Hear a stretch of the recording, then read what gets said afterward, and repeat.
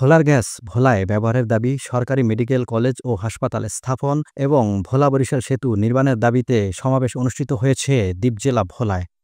ভোলা শহরের বাংলা স্কুল মাঠে সামাজিক সংগঠন আগামীর ভোলার ব্যানারে এ সমাবেশ অনুষ্ঠিত হয়। ভোলার ২০ লাখ মানুষের প্রাণের দাবির সাথে একাগ্রতা প্রকাশ করেন সামাজিক, সাংস্কৃতিক ও রাজনৈতিক ব্যক্তিবর্গসহ সর্বস্তরের মানুষ। তবে দীর্ঘদিনও এ দাবি পূরণ না হওয়ায় ক্ষোভ প্রকাশ করেন ভোলার মানুষ। দ্রুত সময়ের মধ্যে দাবি পূরণের আহ্বান তাদের। আমাদের দাবি হচ্ছে যে ভোলার মেডিকেল কলেজ চাই এবং ভোলার গ্যাস ভোলায় চাই। চিকিৎসা সেবার অভাবে আমাদের অনেক রোগীরা ভুক্তভোগী হচ্ছে। আমরা নিরাপদ চিকিৎসা চাই এবং তাই জন্য আমাদের ভোলায় একটি সরকারি মেডিকেল কলেজ চাই। যে খনিজ সম্পদ যেটি উৎপত্তি স্থল, সেটিতে সারা পৃথিবীতে সেই লোকালিটির লোকদেরকে সুযোগ সুবিধা দিয়ে জাতীয়ভাবে ব্যবহার করা হয়। বাংলাদেশে ভোলায় এটি কোনোভাবেই আমরা নেগলেক্টেড, ফলে আমরা ভোলার গ্যাস ভোলায় চাই। দুর্ভাগ্যজনক, স্বাধীনতার 50 বছর পরেও আমাদের চিকিৎসার জন্য 22 লক্ষ মানুষের চিকিৎসার জন্য আমাদেরকে মানববন্ধন করতে হচ্ছে, দাবি জানানো হচ্ছে।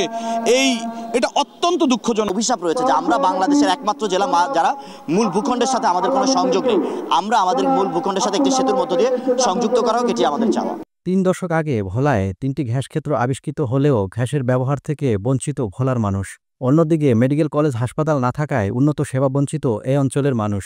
শুধু তাই নয়, সারা দেশের সাথে সড়ক যোগাযোগ সহজ করতে ভোলা-বরিশাল সেতু নির্মাণের দাবি দীর্ঘদিনের। এ ৩ দাবি পূরণ না হলে অচিরেই সচিবালয় ঘেরাওসহ বৃহত্তর আন্দোলনের ডাক আয়োজকদের।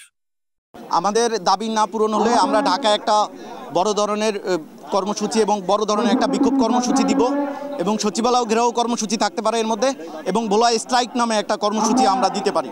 এবং আমরা যদি আমাদের সাথে বসে এই দাবিগুলো সমাধান না করা হয়, আমরা তো ইন্ট্রাকোর্ট যে গ্যাস এটা দিবই না, প্লাস হলেও আমরা ভোলা ব্ল্যাক আউট কর্মসূচিও দেওয়ার সম্ভাবনা আছে। এর আগে সকাল থেকেই খণ্ড খণ্ড মিছিল নিয়ে সমাবেশের স্থলে হাজির হন সর্বস্তরের মানুষ। পরে বিক্ষোভ মিছিল শেষে জেলা প্রশাসকের কাছে স্মারকলিপি দেন আন্দোলনকারীরা। ছোটন সাহা, দেশ টিভি, ভোলা।